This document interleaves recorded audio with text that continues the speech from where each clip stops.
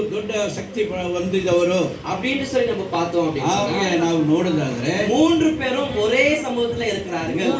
ಮೂವರು ಒಂದೇ ರೀತಿಯಲ್ಲಿ ಇದ್ದಾರೆ, ಒಂದೇ ಶಕ್ತಿಯಲ್ಲಿ ಇದ್ದಾರೆ, ஒரே சக்தியில இருக்கிறாங்க, ஒரே பொசிஷன்ல இருக்கிறாங்க, ಒಂದೇ ಸ್ಥಳದಲ್ಲಿ ಇದ್ದಾರೆ ಅವರು ಮೂವರು. ஹalleluya. ஹalleluya.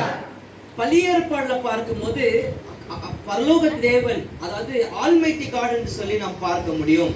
ಹಳೆ ಒಡಂಬಡಿಕೆಯಲ್ಲಿ ಸರ್ವಶಕ್ತನಾದ ದೇವರು ಅಂತ ನಾವು ನೋಡಬಹುದು. சர்வசக்தன் யார் அப்படின்னு சொன்னால் ಸರ್ವವಲ್ಲமுள்ள தேவன் யார்? நம்முடைய பிதாவாகிய தேவனாய் இருக்கிறார், ನಮ್ಮ ತಂದೆಯಾದ ದೇವರಾಗಿದ್ದಾರೆ. ஹalleluya. ஹalleluya. அதே போல புதிய ஏற்பாடுல நம்ம தொடங்கும் போது ಅದೇ ರೀತಿ ಹೊಸ ಒಡಂಬಡಿಕೆಯಲ್ಲಿ ನೋಡುವಾಗ குமாரன் வருகிறார், ಕುಮಾರನು ಬರುತ್ತಾರೆ. அதாவது இரண்டாவது பொசிஷனா இருக்கிற குமாரன் நம்மளுக்காக உலகத்துக்கு வருகிறார்.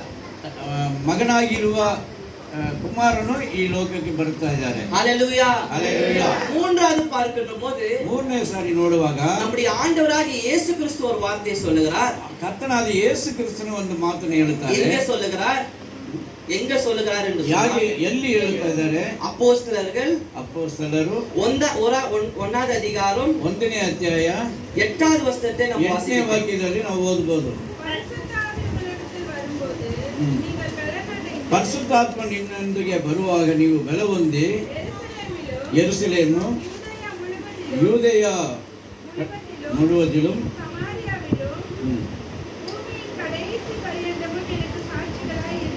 ಸಮಾರ್ಯ ಮತ್ತು ಭೂಮಿ ಕಡೆಯಾಂತರವೂ ನನಗೆ ಸಾಕ್ಷಿಗಳಾಗಿ ಇರುತ್ತೀರಿ. ஆமென். ஹalleluya. அந்த வசனம் கேட்டா நீங்க வாசிங்க. நான் போய் குமாரனை, அதாவது பரிசுத்த ஆவியானவரை நான் அனுப்புவேன்னு சொல்லி அந்த வார்த்தையை உங்களுக்கு கிடைத்தா நீ வாசிங்க. இப்போ நம்ம யோவான் 16:7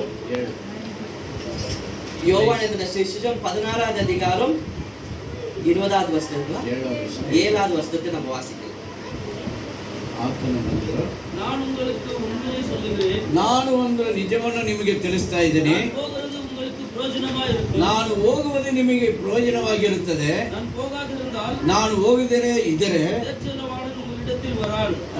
ತೇತ್ರವಾಳನ್ ನಿನ್ನ ಹತ್ರ ಬರುವುದಿಲ್ಲ. நான் போவேனாகில் ನಾನು ಹೋದರೆ அவரை உங்களிடத்திற்கு அனுப்புவேன். ನಾನು ಹೋಗಿ ಆತನನ್ನು ನಿಮ್ಮ ಹತ್ರ ಕಳಿಸಿಕೊಡುತ್ತೇನೆ.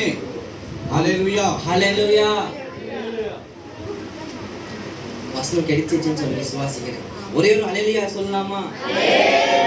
ஆமென். உங்களை மீண்டுமாக நான் கொண்டு வர காரியம் என்ன என்று சொன்னால், ನಿಮ್ಮನ್ನ ಮತ್ತೆ ನಾವು ಈ ವಾಕ್ಯಕ್ಕೆ ಕರೆದು ಬರುವುದು ಯಾಕೆಂದ್ರೆ பிதாவானவர் பழைய ஏற்பாடுல இருந்தார், ತಂದೆಯು ಹಳೆ ಒಡಂಬಡಿಕೆಯಲ್ಲಿ ಇದ್ರು, புதிய ஏற்பாடுல குமாரன் இருக்கிறார், ಹೊಸ ಒಡಂಬಡಿಕೆಯಲ್ಲಿ ಕುಮಾರನು ಇದ್ದಾನೆ. அதே போல அப்போஸ்தல நாட்களை பார்க்கும்போது பரிசுத்த ஆவியானவர் வருகிறார். ಅಪೊಸ್ತಲ ಕೃತಿಯಿಂದ ನೋಡುವಾಗ ಪರಿಶುದ್ಧಾತ್ಮನ ಕಾಲವಾಗಿದೆ. ஆமென். ஹalleluya. ஹalleluya. உங்களுக்கு ஒரு உதாரணத்தை கொடுக்க விரும்புகின்றேன். ಒಂದು ಉದಾಹರಣೆ ನಿಮಗೆ ಕೊಡಲಿಕ್ಕೆ ಇದ್ದೀನಿ, ಆಸೆ ಪಡ್ತೀನಿ. ரெண்டு உதாரணங்களை நான் யோசித்து கொண்டு வந்தேன். ಎರಡು ರೀತಿಯಾದ ಉದಾಹರಣೆಗಳು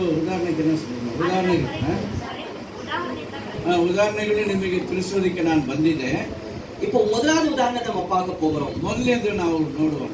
முதல் ஒரு உதாரணம் என்ன என்று சொன்னால், நம்ம சிக்னல்ல நம்ம எல்லாமே வண்டியில நம்ம போகிறோம். ನಾವು ಗಾಡಿ ಓಡಿಸ್ಕೊಂಡು ಹೋಗುವಾಗ ಸಿಗ್ನಲ್ ಬರುತ್ತಿರ್ತದೆ. சிக்னல்ல போகும்போது அங்க போய் நிக்கிறோம். ಅಲ್ಲಿಗೆ ಹೋಗಿ ನಾವು ನಿಲ್ಲಿಸ್ತೀವಿ. அந்த சிக்னல்ல நீங்க என்ன பண்றீங்க, நிக்காமல் நீங்க ஜம்ப் பண்ணீங்க அப்படின்னு சொன்னா, ಆ ಸಿಗ್ನಲ್ ಅಲ್ಲಿ ಏನು ನಮಗೆ ಗುರುತು ಕಾಣ್ತದೆ ಅದನ್ನೆಲ್ಲ ಗಮನಿಸಿದ್ರೆ, ನೀವು ಬೇಗ ಗಾಡಿ ಓಡಿಸಿದ್ರೆ உங்களுக்கு முன்னாடி ஒரு லைட் வைக்கப்பட்டிருக்கும். ನಿಮಗೆ ಮುಂದೆ ಒಂದು ಲೈಟ್ ಇರ್ತದೆ. அங்க வந்து ரெட் லைட் எரியும் போது நீங்க அந்த வண்டியை மூவ் பண்ணிட்டீங்க அப்படின்னு ರೆಡ್ சொன்னா, ಲೈಟ್ ಉರಿಯುವಾಗ ಗಾಡಿಯನ್ನು ನೀವು ಮುಂದೆ ಓಡಿಸಿದ್ರೆ அங்க என்ன பண்ணுவாங்க, போலீஸ் இருப்பாங்க. ಅಲ್ಲಿ ಪೊಲೀಸರು ಇರ್ತಾರೆ. உங்களை என்ன பண்ணுவாங்க, நிக்க வைத்து ನಿಮ್ಮನ್ನು ನಿಲ್ಲಿಸಿ உங்க கேட்பாங்க, ನಿಮ್ಮನ್ನು ವಿಚಾರಣೆ ಮಾಡ್ತಾರೆ. ஏன் நீங்க சிக்னலை விட்டுட்டு வந்தீங்க, ಯಾಕೆ ನೀವು ಸಿಗ್ನಲ್ ಬಿಟ್ಟು ಬಂದ್ರಿ, அந்த ரெட் லைட் எரியுது தானே, அது பாக்க ஏன் நிக்க வைக்கல வண்டியை ರೆಡ್ ಲೈಟ್ ಉರಿತಾ ಇತ್ತಲ್ಲ, ಯಾಕೆ ನೀವು ನಿಲ್ಲಿಸಿಲ್ಲ அப்படின்னு நீங்க சொன்னீங்கன்னு சொன்னா, ಹಾಗೆ ಅವರು ವಿಚಾರಿಸ್ತಾ ಇದ್ದಾರೆ. விசாரிக்கும் போது நீங்க என்ன சொல்ல முடியும், ನೀವು ಏನು ಹೇಳ್ತೀರಿ? ஐயா நான் கவனிக்கல ஐயா, ನಾನು ಗಮನಿಸಲಿಲ್ಲ ಅಯ್ಯ, வேற டென்ஷன்ல நான் இருந்தேன், ಯಾವುದೋ ಟೆನ್ಷನ್ ಅಲ್ಲಿ ನಾನಿದ್ದೆ. ஆனாலும் என்ன பண்ணனா, அவர் பாக்குறாரு, நீங்க யதார்த்தமா நீங்க வந்ததை பார்த்து ಆತನು ನೋಡ್ತಾರೆ, ನೀವು ಯಥಾರ್ಥವಾಗಿ